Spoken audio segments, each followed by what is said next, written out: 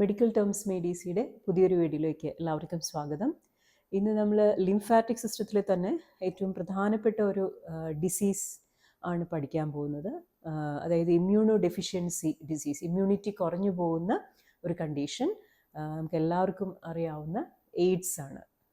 So ആദ്യം നമുക്ക് എയ്ഡ്സിൻ്റെ expansion നോക്കാം. എയ്ഡ്സിന് നമ്മൾ അക്രോണിം എന്ന് പറയും. ഇങ്ങനെയുള്ള ഫസ്റ്റ് ലെറ്റർ വെച്ചിട്ടുള്ള അബ്രിവിയേഷൻസ്, ഷോർട്ട് ഫോംസിനാണ് അക്രോണിംസ് എന്ന് പറയുക. അപ്പോൾ എയ്ഡ്സ് ഒരു അക്രോണിമാണ്. അതായത് A for acquired, I for immuno, and D for deficiency, and S for syndrome. അപ്പോൾ എന്താണ് ഇതുകൊണ്ട് ഉദ്ദേശിക്കുന്നത്? ഈ എക്സ്പാൻഷൻ്റെ അർത്ഥം എന്താണെന്ന് നോക്കാം നമുക്ക്. ആദ്യം തന്നെ സിൻഡ്രോം നോക്കാം. സിൻഡ്രോം എന്ന് എപ്പോഴും മെഡിക്കലി അറിയപ്പെടുന്ന കുറേ ഡിസീസ് കണ്ടീഷൻസ് ഉണ്ട്. സിൻഡ്രോംസ് എല്ലാം ഇങ്ങനെ ഒരു പർട്ടിക്കുലർ ഗ്രൂപ്പ് ഓഫ് സിംറ്റംസ് ആയിരിക്കും.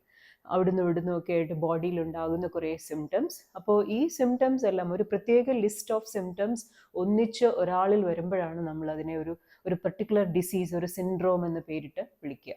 ഓക്കെ, അപ്പോൾ ഇവിടെയും ഒരു ഗ്രൂപ്പ് ഓഫ് സിംറ്റംസ് ആണ്. ഓക്കെ, ഇമ്മ്യൂണോ ഡെഫിഷ്യൻസി മൂലം ഉണ്ടാകുന്ന ഒരു കളക്ഷൻ ഓഫ് സിംറ്റംസ് ആയതുകൊണ്ടാണ് നമ്മളിതിനെ ഇമ്മ്യൂണോ ഡെഫിഷ്യൻസി സിൻഡ്രോം എന്ന് വിളിക്കുന്നത്. ഇനി എന്താണ് ഈ അക്വയേർഡിൻ്റെ അർത്ഥം? അക്വയേർഡ് എന്ന് പറയുന്നതിന് ആക്ച്വലി എപ്പോഴും മെഡിക്കലി നമ്മൾ പറയുമ്പോൾ അക്വയേർഡിൻ്റെ ഓപ്പോസിറ്റ് ആയിട്ട് വരുന്നത് കൺജനൈറ്റലാണ്. കൺജനൈറ്റൽ മീൻസ് നമുക്ക് ബർത്തിൽ തന്നെ ഉള്ളത്, നമ്മൾ ജന്മന ഉള്ളതെന്ന് പറയും മലയാളത്തിൽ. അത് തന്നെയാണ് മെഡിക്കലി കൺജനൈറ്റൽ എന്ന് പറയുക. സോ ഈ കോൺജനൈറ്റൽ ബർത്ത് വൈസ് ഉള്ള, ബർത്തിൻ്റെ ടൈമിൽ തന്നെ ഉള്ളത് അല്ലാത്തതിനെയാണ് നമ്മൾ എപ്പോഴും അക്വയർഡ് എന്ന് പറയാം. നമുക്ക് ജനിച്ചതിന് ശേഷം നമുക്കുണ്ടാകുന്ന പ്രശ്നങ്ങൾ, അതൊക്കെയാണ് നമ്മൾ അക്വയർഡ് എന്ന് പറയുക. അപ്പോൾ ഇവിടെയും ശരിക്കും ഒരു ബർത്ത് ഡിഫക്റ്റ് ആയിട്ടല്ല ഇമ്മ്യൂണോ ഡെഫിഷ്യൻസി ഉണ്ടായിരിക്കുന്നത്, മറിച്ച് അതൊരു അക്വയർഡ് ആണ്. നോർമലി ഒരു ഇമ്മ്യൂണിറ്റിയൊക്കെ ഉണ്ടായിരിക്കുന്ന ഒരാൾ ഈ ഒരു അസുഖം വന്നതിന് ശേഷം അയാൾക്ക് ഇമ്മ്യൂണിറ്റി കുറയുന്നു. അതുകൊണ്ടാണ് അത് കൺജനൈറ്റൽ ഇമ്മ്യൂണോ ഡെഫിഷ്യൻസി അല്ല, അക്വയർഡ് ഇമ്മ്യൂണോ ഡെഫിഷ്യൻസി ആണെന്ന് പറയാനുള്ള കാരണം. അപ്പോൾ ഇതുപോലെ ഓരോ വേർഡിൻ്റെയും അർത്ഥം നമുക്ക് അത് വളരെയധികം ഇമ്പോർട്ടൻ്റ് ആണ്, എന്നാലും നമുക്ക് കൺസെപ്റ്റ് കൃത്യമായിട്ട് മനസ്സിലാവുക. So acquired means something which we receive during our life എന്ന് പറയാം. നമ്മൾ ആ ജനിച്ചപ്പോൾ നമുക്ക് ഉണ്ടായിരുന്നില്ല, ബട്ട് പിന്നീട് നമ്മൾ ആർജിക്കുന്നത്, കിട്ടുന്നത് എന്നൊക്കെയാണ് അർത്ഥം. ഓക്കെ, അപ്പോൾ ഇതാണ് എയ്ഡ്സിൻ്റെ ഒരു മീനിങ്. അതായത് കുറച്ച് group of symptoms resulting from deficiency of immunity, and that immunodeficiency is also not a birth problem, but it was acquired.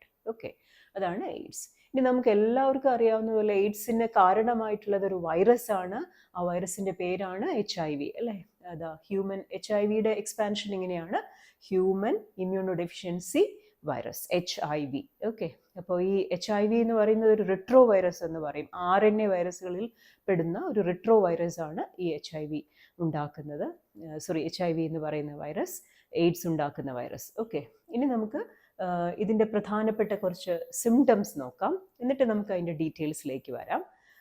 So HIV പ്രധാനമായിട്ടും നമ്മുടെ ബോഡിയിൽ അറ്റാക്ക് ചെയ്യുന്ന, HIV നമ്മുടെ ശരീരത്തിൽ കടന്നുകൂടിയാൽ ഏറ്റവും ആദ്യം അത് നശിപ്പിക്കുന്നത് നമ്മുടെ തന്നെ ഇമ്മ്യൂൺ സെൽസിൽ പ്രധാനപ്പെട്ട നമ്മുടെ ലിംഫോസൈറ്റുകളാണ്. ലിംഫോസൈറ്റ്സ് തന്നെയുണ്ട് പല ടൈപ്പ്, T സെൽസും B സെൽസും ഒക്കെ ഉണ്ട്. ഇതിനു മുമ്പുള്ള വീഡിയോസൊക്കെ നിങ്ങൾ കണ്ടിട്ടുണ്ടാവുമെന്ന് വരുന്നു. സോ നിങ്ങൾക്ക് അറിയാമായിരിക്കും T ലിംഫോസൈറ്റുകൾ എന്താണ്, B ലിംഫോസൈറ്റുകൾ എന്താണ്. അപ്പോൾ അതിൽ തന്നെ T ലിംഫോസൈറ്റ്സിൽ ഒരു പർട്ടിക്കുലർ ഗ്രൂപ്പാണ് ഹെൽപ്പർ എന്ന് പറയും, ഹെൽപ്പർ T സെൽസ്. അതായത് ഈ ഹെൽപ്പർ T ലിംഫോസൈറ്റുകൾ എന്താ ചെയ്യുന്നത് വെച്ചാൽ മറ്റെല്ലാ ഇമ്മ്യൂൺ സെല്ലുകളെയും സഹായിക്കുന്നു. എന്തിന്? ഇമ്മ്യൂണിറ്റി ഉണ്ടാവാൻ. ഇമ്മ്യൂണിറ്റിയെ പ്രൊമോട്ട് ചെയ്യുന്ന സെല്ലുകളാണ് ഇവരെപ്പോഴും ഹെൽപ്പർ T സെൽ. ഇവരെയാണ് ഒരു HIV വൈറസ് നമ്മുടെ ബോഡിയിൽ അതിലേക്ക് കടന്നു കയറി അതിൻ്റെ ആ സെല്ലിൻ്റെ DNA ഒക്കെ നശിപ്പിച്ച് അത് വൈറൽ DNA ആക്കി മാറ്റി അതിന് എന്താ പറയുക, ആ വൈറസ് അതിൻ്റെ എല്ലാ ഫങ്ഷൻസിനെയും ഒരു നേതൃത്വം ഏറ്റെടുക്കുന്നു. അതിന് ആ സെല്ലിൻ്റെ DNA പൂർണ്ണമായിട്ടും മാറ്റുന്നു. ഒരു RNA-യുടെ വൈറൽ RNA ആയിരിക്കും പിന്നീട് ആ സെല്ലിനെ കൺട്രോൾ ചെയ്യുക. നമ്മൾ ഹാക്ക് ചെയ്യുന്നതൊക്കെ പോലെ, നമ്മുടെ പറയാറില്ലേ, നമ്മൾ IDs ഒക്കെ ഹാക്ക് ചെയ്യുന്നത് പോലെയാണ് ഇവിടെ നമുക്ക് ഇങ്ങനെ ഒരു വൈറസ് വന്ന് നമ്മുടെ നോർമലി ഉള്ള ഒരു ഹ്യൂമൻ സെല്ലിനെ അതിൻ്റെ RNA അതിലേക്ക് പകർത്തി ട്രാൻസ്ക്രൈബ് ചെയ്ത് അതിനെ നശിപ്പിക്കുന്നു. അപ്പം അങ്ങനെ ഓരോരോ ഹെൽപ്പർ T ലിംഫോസൈറ്റുകളായിട്ട് ഇതിങ്ങനെ നശിപ്പിച്ചുകൊണ്ടിരിക്കുന്നത് കൊണ്ടാണ് ഇവിടെ ഇമ്മ്യൂണോ ഡെഫിഷ്യൻസി വരുന്നത്. കാരണം ഹെൽപ്പർ ടി സെൽസ് എന്താണ് ചെയ്യുന്നത്? ഇമ്മ്യൂണിറ്റിയെ പ്രൊമോട്ട് ചെയ്യുന്നു. സോ ഇമ്മ്യൂണിറ്റിക്ക് ഏറ്റവും ആവശ്യമുള്ള സെല്ലുകളാണ് ഈ ഹെൽപ്പർ ടി സെൽസ്. സോ അവർ നശിച്ചു പോകുന്ന ഒന്നൊന്നായിട്ട് ഈ വൈറസ് നശിപ്പിക്കുന്നത് കൊണ്ടാണ് ശരിക്കും നമുക്ക് ഇമ്മ്യൂണോ ഡെഫിഷ്യൻസി ഉണ്ടാകുന്നത്. ഓക്കെ, ഇനി നമുക്ക് എന്തൊക്കെയാണ് ഇതിൻ്റെ സിംറ്റം നോക്കാം. സോ ഈ ടി ഹെൽപ്പർ സെൽസിനെ ഇവർ വൈറസ് നശിപ്പിക്കുന്നത് കൊണ്ട് പ്രധാനമായിട്ടും ഉണ്ടാകുന്നത് ഓപ്പർച്യൂണിസ്റ്റിക് ഇൻഫെക്ഷൻസ് എന്ന് പറയും. പൊതുവെ they are famously known as opportunistic infection. അതായത് നമുക്കറിയാലോ, നമുക്ക് എത്രയോ രോഗാണുക്കളുമായിട്ട് നമ്മൾ ഡെയിലി ഇങ്ങനെ കോണ്ടാക്റ്റിൽ വരുന്നുണ്ട്. പക്ഷെ എന്തൊക്കെ കോണ്ടാക്ട്സ് ഉണ്ടായാൽ പോലും നമ്മൾക്ക് അസുഖം വരുന്നത് വളരെ അപൂർവമായിട്ട് മാത്രമാണ്, പ്രത്യേകിച്ച് നല്ല ഇമ്മ്യൂണിറ്റി ഹെൽത്തി ഒക്കെ ആയിട്ടുള്ള ഒരാൾക്ക്, അല്ലേ? പക്ഷേ ഇതുപോലെ എയ്ഡ്സ് ബാധിച്ച ഒരാൾക്ക്, ഇതുപോലെ ടി ഹെൽപ്പർ സെൽസ് കുറേ നശിച്ചു പോയ ഒരാൾക്ക് ഇമ്മ്യൂണിറ്റി കുറവാണ്. അപ്പോൾ അതുകൊണ്ട് തന്നെ അയാൾ ഏതൊക്കെ ഏജൻസുമായിട്ട്, പെതോജൻസുമായിട്ട് അയാൾ കോണ്ടാക്റ്റിൽ വരുന്നു, അവർക്ക് നോർമലി ഒരു ഹ്യൂമൻ ബീങ്ങിനെ ചിലപ്പോൾ അവർക്കൊന്നും ചെയ്യാൻ സാധിക്കില്ല. പക്ഷെ ഇയാൾക്ക് എയ്ഡ്സ് ഉള്ളത് കൊണ്ട് അല്ലെങ്കിൽ ഇമ്മ്യൂണിറ്റി കുറവായതുകൊണ്ട് അയാളെ അത് ആക്രമിക്കുന്നു. അങ്ങനെ വളരെ ലോ പൊട്ടൻഷ്യലുള്ള, വളരെ പെട്ടെന്ന് തന്നെ നശിപ്പിക്കാൻ പറ്റുന്ന അത്തരത്തിലുള്ള വളരെ മൈൽഡ് ആയിട്ടുള്ള വൈറസസ് പോലും, അല്ലെങ്കിൽ virus, not only viruses but any pathogen, ഫംഗസും, വളരെ വീര്യം കുറഞ്ഞ ഫംഗസുകളും ബാക്ടീരിയകളും വൈറസുകളും ഒക്കെ ഇവരെ അറ്റാക്ക് ചെയ്യുന്നു. അങ്ങനെ ആ ലോ ഇമ്മ്യൂണിറ്റി എന്നുള്ള അവസരം, ഓപ്പർച്യൂണിറ്റി മുതലാക്കി ഒരു എയ്ഡ്സ് പേഷ്യൻറ്റിനെ അറ്റാക്ക് ചെയ്ത് അല്ലെങ്കിൽ ഡിസീസുകൾ വരുത്തുന്ന അങ്ങനത്തെ ഡിസീസുകളെയാണ് നമ്മളെപ്പോഴും എന്ത് പറയുന്നത്? Opportunistic infection. ഒത്തിരി എക്സാമ്പിൾസ് ഉണ്ട് ഇതിന്. ഒരു ഫംഗൽ ഇൻഫെക്ഷൻ, ഇപ്പോൾ കാൻഡിഡിയാസിസ് എന്ന് പറഞ്ഞാൽ നമ്മുടെ വായിലേക്ക് പൂപ്പൽ വരുന്നു, അല്ലെങ്കിൽ ലങ്സിൽ ഉണ്ടാകുന്ന പല type of pneumonias, fungal pneumonias, viral pneumonias, parasitic pneumonia, അതുകൂടാതെ ട്യൂബർക്കുലോസിസ്, ടോക്സോപ്ലാസ്മോസിസ്, ഇങ്ങനെ ഒത്തിരി എക്സാമ്പിൾസ് ഉണ്ട് ഇതിന്. അപ്പോൾ അതൊന്നും ഞാൻ ഡീറ്റെയിൽഡ് ആയിട്ട് പറയുന്നില്ല. But they are together known as opportunistic infections. Okay, പിന്നെ ചില ക്യാൻസറുകളും, കാരണം ക്യാൻസറിനെയും ബോഡിക്ക് തടയാനൊക്കെ ഒരു പരിധിവരെ സാധിക്കുന്നത് നമ്മുടെ ഇമ്മ്യൂണിറ്റി ഉള്ളത് കൊണ്ടാണ്. അപ്പോൾ ഇമ്മ്യൂണിറ്റി ഡെഫിഷ്യൻസി വരുന്നതുകൊണ്ട് പല ക്യാൻസറുകളും എയ്ഡ്സ് പേഷ്യൻറ്റിന് വരാൻ സാധ്യതയുണ്ട്. അതിൽ ഏറ്റവും പ്രധാനപ്പെട്ടതാണ് ഇപ്പോൾ ലിംഫോമകൾ. അതുപോലെ മറ്റൊരു പ്രധാനപ്പെട്ട ഒരു ക്യാൻസറാണ് കപ്പോസി സാർക്കോമ എന്ന് പറയും. നമ്മുടെ ബ്ലഡ് വെസൽസിൻ്റെ, ആർട്ടറീസിൻ്റെയും വെയിൻസിൻ്റെയും ഒക്കെ ഭിത്തികളിൽ നിന്നുണ്ടാകുന്ന ഒരു ക്യാൻസറാണ് ഈ കപ്പോസി സാർക്കോമ. സോ കപ്പോസി സാർക്കോമയും ലിംഫോമയാണ് ഏറ്റവും പ്രധാനപ്പെട്ട രണ്ട് ക്യാൻസറുകൾ which will be affecting an AIDS patient. അപ്പോൾ ഇത് രണ്ടുമാണ് ഏറ്റവും പ്രധാനം. ഓപ്പർച്യൂണിസ്റ്റിക് ഇൻഫെക്ഷൻസ് എന്ന് പറഞ്ഞാൽ ശരിക്കും എന്താ പറയുക, ഇൻഫെക്ഷ്യസ് ഡിസീസസ് തന്നെയാണ്, ആൻഡ് ക്യാൻസേഴ്സ്. പിന്നെ അതുകൂടാതെ കുറച്ച് കോമൺ ആയിട്ട് വരുന്ന സിംറ്റംസ് ആണ് ഫീവർ ആൻഡ് നൈറ്റ് സ്വെറ്റ്സ്. ഈ എയ്ഡ്സ് പേഷ്യൻസിന് പലപ്പോഴും അവരിങ്ങനെ കംപ്ലൈൻറ്റ് ചെയ്യാറുണ്ട്, പനി കുറയാതെ ഇങ്ങനെ വിട്ടുമാറാതെയുള്ള പനി. പ്രത്യേകിച്ച് ആ പനിയുടെ ഒരു ഏറ്റവും വലിയ പ്രത്യേകത രാത്രിയിലുള്ള ഇങ്ങനെ വേർക്കുന്നതാണ്. വേർപ്പിൻ്റെ സ്റ്റേജ് ആയിരിക്കും അവർ കൂടുതൽ പറയുക, രാത്രി മുഴുവൻ വേർക്കുക, രാപ്പനി എന്നൊക്കെ നമ്മൾ പറയില്ല, രാപ്പനി. അതുപോലെ അങ്ങനത്തെ ഒരു കണ്ടീഷനാണ് ഫീവർ ആൻഡ് നൈറ്റ് സ്വെറ്റ്സ്. അതുപോലെ വെയിറ്റ് ലോസ്, ഭയങ്കരമായിട്ട് മെലിയുക. അത് പൊതുവെ എല്ലാ ക്രോണിക് ഡിസീസിനും ഉള്ളതാണ് ഇങ്ങനെയുള്ള വിശപ്പില്ലായ്മയും അതുപോലെ ഒരു മാൽന്യൂട്രീഷനും നമ്മുടെ ബോഡിയുടെ വെയിറ്റ് കുറയുക, ഇതൊക്കെ. ആൻഡ് ഡയറിയ, ഈ ഫീവർ പോലെ തന്നെ ഈ പേഷ്യൻസ് കംപ്ലയിൻറ്റ് ചെയ്യാറുണ്ട്, സ്ഥിരമായിട്ടുണ്ടാവുന്ന വയറിളക്കം, diarrhoea. And also certain nervous സിസ്റ്റത്തിൻ്റെ സിംറ്റംസ്, ന്യൂറോളജിക്കൽ സിംറ്റംസ്. അത് എന്തുമാവും, ചില കേസിൽ നമ്മുടെ മെനിഞ്ചസിൻ്റെ ഇൻഫ്ലമേഷൻ, അല്ലെങ്കിൽ ബ്രെയിനിൻ്റെ ഇൻഫ്ലമേഷൻ, എൻസെഫലൈറ്റിസ്, അതല്ലെങ്കിൽ ചിലപ്പോൾ ഡിമെൻഷ്യ, ഡെലീരിയം, അങ്ങനത്തെ കുറേ ന്യൂറോളജിക്കൽ സിംറ്റംസ്. ഇതൊക്കെയാണ് the common manifestations of the condition AIDS. Okay, and is affecting, നമ്മൾ നേരത്തെ പറഞ്ഞ പോലെ ആരെയാണ് ഇത് നശിപ്പിക്കുന്നത്? ഈ T4 അല്ലെങ്കിൽ ഹെൽപ്പർ ടി സെല്ലുകളെയാണ്. ഓക്കെ, ഇനി നമുക്ക് ഇതിൻ്റെ ടെസ്റ്റുകളും കൂടെ നോക്കാം. എങ്ങനെയാണ് നമ്മൾ ഒരാൾക്ക് എയ്ഡ്സ് ഉണ്ടെന്ന് അറിയാം. അവിടെയാണ് ഏറ്റവും പ്രധാനപ്പെട്ട പോയിന്റ്. ഒരു രണ്ട് സ്റ്റേജുകളുണ്ട്. നമ്മുടെ ശരീരത്തിൽ ഇപ്പോൾ HIV നമ്മുടെ ബോഡിയിൽ കടന്നു കയറി കഴിഞ്ഞാൽ അവിടെ 2 സ്റ്റേജുകൾ എന്ന് പറയാം. അതായത് ആദ്യം തന്നെ ഒരാൾക്ക് ഒരിക്കലും എയ്ഡ്സ് വരുന്നില്ല. അതിൽ ആദ്യം ഉണ്ടാവുന്നത് എന്ന് വെച്ചാൽ ബോഡി ഈ HIV നമ്മുടെ ബോഡിക്കകത്തേക്ക് കയറി കഴിയുമ്പോൾ നമ്മുടെ ഇമ്മ്യൂൺ സിസ്റ്റം അതിനെതിരെ ഒന്ന് പ്രവർത്തിക്കും. അതിപ്പോൾ എല്ലാ ഇൻഫെക്ഷ്യസ് ഏജൻസിനോടും ബോഡി അങ്ങനെയാണല്ലോ. സോ ബോഡി എന്ത് ചെയ്യുന്നു വെച്ചാൽ ഈ HIV-ക്കെതിരെ ആൻറ്റിബോഡികൾ ഉണ്ടാക്കും. അപ്പോൾ അതായത് എപ്പോഴാണോ ഈ HIV നമ്മുടെ ശരീരത്തിലേക്ക് കടന്നു കയറുന്നത്, സോ ഫസ്റ്റ് ഓഫ് ഓൾ ബോഡിയുടെ റിയാക്ഷൻ എന്താണ്? അത് ആൻറ്റിബോഡി ഉണ്ടാക്കുന്നു. ഇതൊരു ആൻറ്റിജനായിട്ട്, HIV ആൻറ്റിജനും അതിനെ ന്യൂട്രലൈസ് ചെയ്യാനായിട്ട് ബോഡി ഉണ്ടാക്കുന്ന ഒരു പ്രോട്ടീനാണ് ആൻറ്റിബോഡി. സോ HIV ആൻറ്റിബോഡി ഉണ്ടാവുന്നു. അപ്പോൾ ആദ്യത്തെ ഒരു സ്റ്റേജിൽ HIV നമ്മൾ പറയുക HIV പോസിറ്റീവ് എന്നാണ്. എയ്ഡ്സ് ആയിട്ടുണ്ടാവില്ല അപ്പോഴും. ആ ഒരു ഫസ്റ്റ് ഫേസ് ആഫ്റ്റർ എന്താ പറയുക ഒരു കോൺടാക്ട് വിത്ത് HIV എങ്ങനെയാണ് പേഷ്യൻ്റ് ഉണ്ടാകുക? The patient he or she is only HIV positive. എന്താണ് ഈ HIV പോസിറ്റീവ് എന്ന് പറയുന്നതിൻ്റെ അർത്ഥം? And what is its difference from AIDS? എയ്ഡ്സും HIV പോസിറ്റീവുമായിട്ടുള്ള വ്യത്യാസം എന്താണ്? എല്ലാവർക്കും അത് ഒരു സംശയമുണ്ട്. HIV പോസിറ്റീവ് എന്ന് പറഞ്ഞാൽ അയാൾക്ക് സിംറ്റമാറ്റിക് ആയിട്ടുള്ള എയ്ഡ്സ് ഇല്ല, അയാൾക്ക് മാനിഫെസ്റ്റേഷൻസ്, അയാൾക്ക് എന്താ പറയുക പുറമേക്കുള്ള ലക്ഷണങ്ങളൊന്നും ഇല്ല. ദ ഓൺലി തിങ് ഇസ് നമുക്കൊരു ടെസ്റ്റിങ്ങിൽ കൂടി അത് കണ്ടുപിടിക്കാൻ പറ്റൂ. അപ്പോൾ ആ ടെസ്റ്റ് ചെയ്യുമ്പോൾ നമ്മൾ നോക്കുന്നത് ഇയാളുടെ ബ്ലഡിൽ ഒരു HIV-ക്കെതിരായ ആൻറ്റിബോഡികൾ ഉണ്ടോ എന്നാണ്. അതായത് ഒരാളുടെ ശരീരത്തിൽ HIV ആൻറ്റിബോഡികൾ ഉണ്ടെങ്കിലാണ് അയാളെ നമ്മൾ HIV പോസിറ്റീവ് എന്ന് വിളിക്കുക. അയാളുടെ ശരീരത്തിൽ വെച്ചാൽ ബ്ലഡിൽ, ഒരാളുടെ ബ്ലഡിൽ എന്തുണ്ടായിരിക്കുക? ആൻറ്റിബോഡികൾ ഉണ്ടായിരിക്കുക. എന്ത് ആൻറ്റിബോഡി? HIV ആയിട്ടുള്ള ആൻറ്റിബോഡി ഉണ്ടായിരിക്കുമ്പോഴാണ് നമ്മൾ അയാളെ HIV പോസിറ്റീവ് എന്ന് വിളിക്കുക. കാരണം ഇയാളുടെ ശരീരത്തിൽ HIV-ക്കെതിരായ ആൻറ്റിബോഡി ഉണ്ടായിട്ടുണ്ടെങ്കിൽ, നമ്മളത് കണ്ടുപിടിക്കുന്നുണ്ടെങ്കിൽ അതിനർത്ഥം എന്താണ്? ഈ പേഷ്യൻ്റ് എപ്പോഴെങ്കിലും HIV-യുമായിട്ട് എക്സ്പോസ്ഡ് ആയിട്ടുണ്ട്, കോൺടാക്റ്റ് വന്നിട്ടുണ്ട്. അപ്പോൾ അതിൻ്റെ ഒരു റിയാക്ഷൻ ആയിട്ടാണ് ബോഡി എന്തുണ്ടാക്കിയത്? ആൻറ്റിബോഡി ഉണ്ടാക്കിയത് അഗെയിൻസ്റ്റ് HIV ആൻറ്റിജൻ. അപ്പോൾ അങ്ങനെ ഒരാളുടെ ശരീരത്തിൽ HIV-ക്കെതിരെയുള്ള ആൻറ്റിബോഡി അയാളുടെ ബ്ലഡിൽ ഉണ്ടെങ്കിലാണ് നമ്മൾ അയാളെ HIV പോസിറ്റീവ് എന്ന് വിളിക്കുക. എന്നാൽ ഇതിങ്ങനെ കുറച്ച് നാൾ കണ്ടിന്യൂ, HIV പോസിറ്റീവ് ആയിട്ടുള്ള ആൾക്ക് ലക്ഷണങ്ങളൊന്നും ഉണ്ടാവില്ല. ചിലപ്പോൾ ഇയാളൊരു പൊട്ടൻഷ്യൽ ക്യാരിയറും ആവാം, മറ്റൊരാൾക്ക് ഇയാൾ അസുഖം കൈമാറാനും മതി, പക്ഷേ ഇയാൾക്ക് ലക്ഷണങ്ങളൊന്നും ഇല്ല. ഉള്ളി നമ്മൾ ഈ ടെസ്റ്റ് ചെയ്താൽ മാത്രം അറിയാൻ പറ്റുള്ളൂ. ഓക്കെ. എന്നാൽ കുറച്ച് വർഷങ്ങൾക്ക് ശേഷം ഇയാളുടെ ഈ പറഞ്ഞ നമ്മുടെ ഹെൽപ്പർ T സെല്ലുകളൊക്കെ നശിച്ചു തുടങ്ങുമ്പോൾ അയാൾക്ക് നമ്മൾ ഈ പറഞ്ഞ സിംറ്റംസ് ഒക്കെ ഉണ്ടാകാൻ തുടങ്ങുന്നു. അപ്പോഴാണ് നമ്മൾ അയാൾക്ക് എയ്ഡ്സ് ഉണ്ട് എന്ന് പറയുക. എയ്ഡ്സ് ശരിക്കും എന്താണ്? ഒരു സിംറ്റംസോട് കൂടിയ ഒരു അസുഖം തന്നെയാണ്. നമ്മളിപ്പോൾ പറഞ്ഞു കേട്ടില്ല, സിൻഡ്രോമാണ്, ഗ്രൂപ്പ് ഓഫ് സിംറ്റംസ് അല്ലേ? ശരിക്കും ലക്ഷണങ്ങളോടുകൂടി ഫുള്ളി ഡെവലപ്ഡ് ആയിട്ടുള്ള ഒരു അസുഖമാണ് എയ്ഡ്സ് എന്ന് പറയുക. അപ്പോൾ അതാണ് HIV പോസിറ്റീവും എയ്ഡ്സും. ഇപ്പോൾ ഇത് എത്ര നാൾ കഴിഞ്ഞിട്ടാണ് എയ്ഡ്സ് ആവുക എന്ന് ചോദിച്ചാൽ അത് ഭയങ്കര ഡിഫർ ചെയ്യുന്ന ഒരു കാര്യമാണ്. ചിലപ്പോൾ പറയാറുണ്ട് 10 വർഷം വരെയും ഒക്കെ ഇങ്ങനെ ഒരു പീരീഡിൽ പോവാം, അതായത് ലക്ഷണങ്ങളൊന്നും കാണിക്കാതെ HIV പോസിറ്റീവ് മാത്രമായിട്ട്. ഓക്കെ. ഇനി ഞാൻ പറഞ്ഞല്ലോ, ഇപ്പോൾ HIV പോസിറ്റീവ് ആണോ എന്ന് അറിയണമെങ്കിൽ നമുക്ക് 2 ടെസ്റ്റുകളാണുള്ളത്. ELISA and western blot. ELISA test എല്ലാവർക്കും അറിയാമായിരിക്കും. എലീസ ടെസ്റ്റ് ജസ്റ്റ് നോക്കുന്നത് എത്രയേ ഉള്ളൂ, ബ്ലഡിൽ ഞാൻ നേരത്തെ പറഞ്ഞ പോലെ രണ്ടും അതെ, ബ്ലഡിൽ നോക്കുന്നത് ആൻറ്റിബോഡീസ് ടു HIV ബ്ലഡിൽ ഉണ്ടോ എന്നാണ്.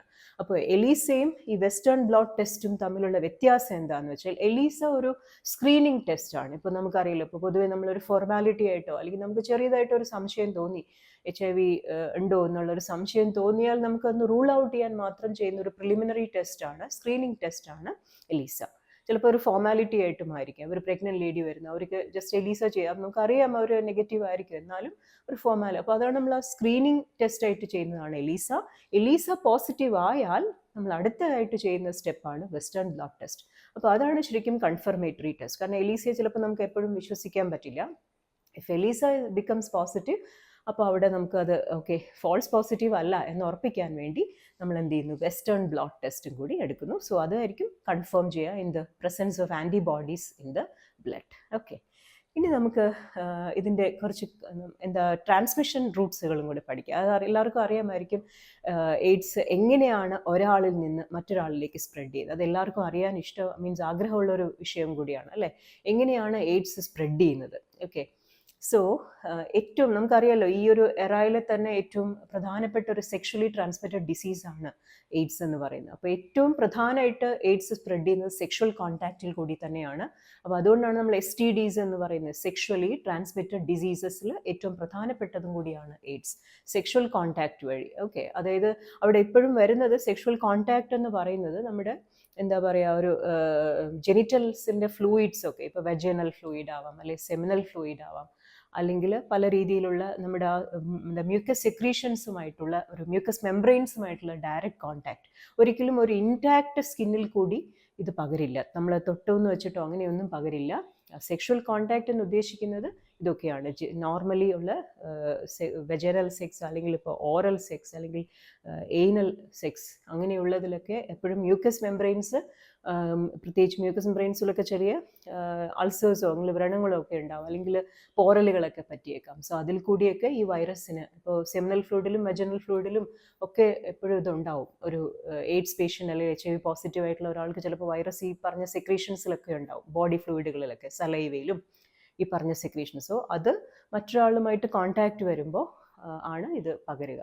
അപ്പോൾ അത് യൂഷ്വലി സ്കിന്നിലോ മ്യൂക്കസ് മെംബ്രെയിനിലോ ഒക്കെ അത് നോർമൽ വളരെ ഇൻടാക്റ്റ് ആയിട്ടുള്ളതാണെങ്കിൽ അത് ഉണ്ടാവില്ല. ബട്ട് പോറലുകളും മുറിവുകളൊക്കെ വരുമ്പോഴാണത് ഉണ്ടാവുക, ഇങ്ങനൊരു സ്പ്രെഡ് ഉണ്ടാവുക. But again there is always A chance sexual contact വഴി. ഓക്കെ, പ്രത്യേകിച്ച് ഒരു പാർട്ട്ണർ, സെക്ഷൽ പാർട്ട്ണർ ഒരാൾ ഇങ്ങനെ HIV ഇൻഫെസ്റ്റഡ് ആയിട്ടുള്ള ഒരാളാണെങ്കിൽ മറ്റേ പാർട്ട്ണർക്ക് വരാനുള്ള സാധ്യത വളരെ കൂടുതലാണ്.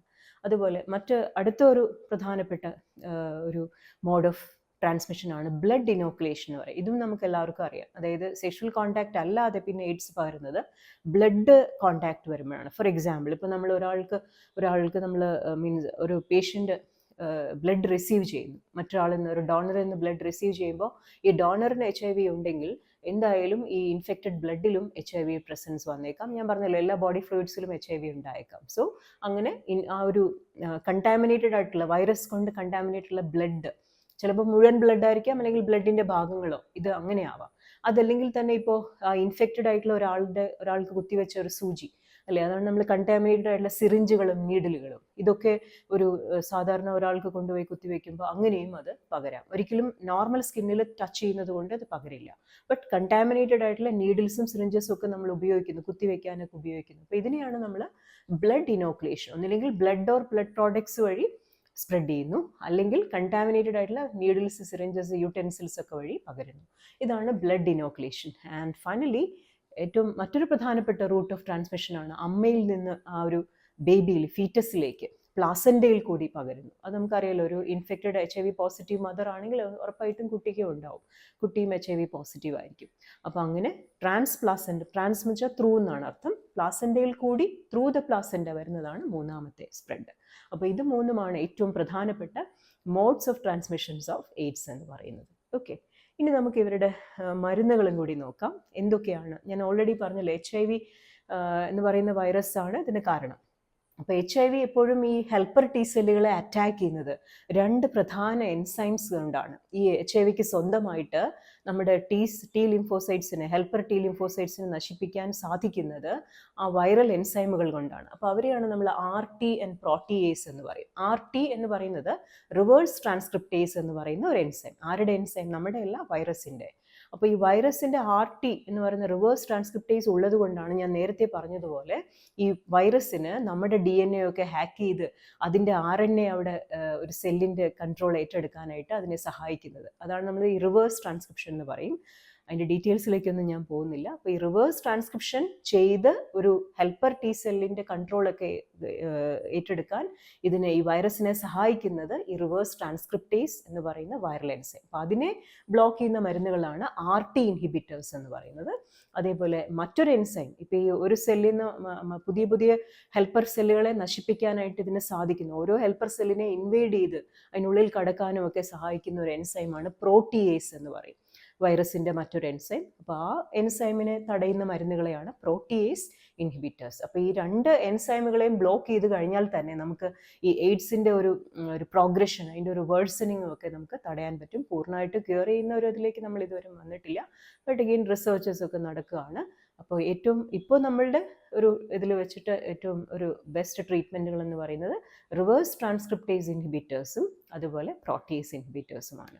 അപ്പോൾ ഇത്രയൊക്കെയാണ് എയ്ഡ്സിന് പ്രധാനപ്പെട്ട പോയിൻറ്റ്സ്. അപ്പം ഞാൻ നോട്ട്സും കൂടി ആഡ് ചെയ്തേക്കാം, നിങ്ങൾ നോട്ട്സും കൂടി ഒന്ന് വായിക്കുക. സോ വീഡിയോയും കുറച്ചുകൂടി കാണുക, കുറച്ച് പ്രാവശ്യം കാണുക, so that you will be very clear with a very important condition, AIDS, acquired immuno deficiency syndrome. So നമുക്ക് അടുത്തൊരു വീഡിയോയിൽ ഇനി കാണാം. ലിംഫാറ്റിക് സിസ്റ്റത്തിൻ്റെ തന്നെ ഡിസീസസ് ഇനിയും ഞാൻ ആഡ് ചെയ്യാം. ഏതെങ്കിലും നിങ്ങൾക്ക് സജഷൻസ് ഉണ്ടെങ്കിലും പറയുക. സോ എല്ലാ വീഡിയോസും കാണുക, ഷെയർ ചെയ്യുക, അതുപോലെ സബ്സ്ക്രൈബ് ചെയ്തിട്ടില്ലെങ്കിൽ സബ്സ്ക്രൈബ് ചെയ്യുക, ലൈക്ക് ചെയ്യുക. So thank you so much for your support. Okay, അടുത്ത വീഡിയോയിൽ കാണാം.